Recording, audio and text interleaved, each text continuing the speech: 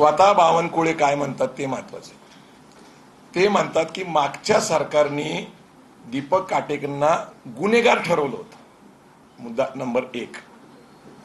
तर त्यांना ते म्हणतात की मला तुमचा गर्व आहे आणि तुम्ही आता काम करा, तुमच्यावर जबाबदारी दिली जाईल, तुम्ही घाबरू नका, तुमच्या मागे देवेंद्र भाऊ आणि बावनकुळे स्वतः म्हणतात मी तुमच्या पाठीशी आहे. आता जामीन देणं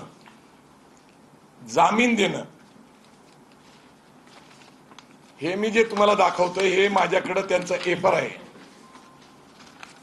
एका गुन्हेगाराला जामीन मिळवून देणं याच्यावर गंभीर स्वरूपाचे गुन्हे आहेत आणि ते दिल्यानंतर त्याला एक टास्क देणे, जिची योजना मी सांगितलं की संघ परिवारामध्ये शिवराय फुले शाहू आंबेडकरांची विचारधारा, राज्यघटनेचे समता, बंधुता, न्याय, तत्व, मानवता हे जे विषय आहेत हे सगळे आता थांबले पाहिजेत.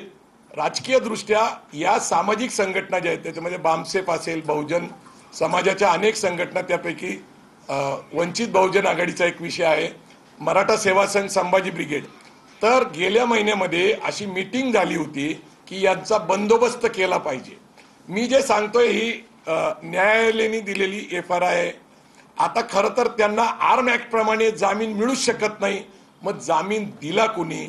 आणि ज्या अर्थी स्वतः दीपक काटे हे प्रदेशाध्यक्ष बावनकुळेंना गॉडफादर म्हणतात, त्यांचं संभाषण व्हायरल झालेलं आहे, गॉडफादर म्हणतात.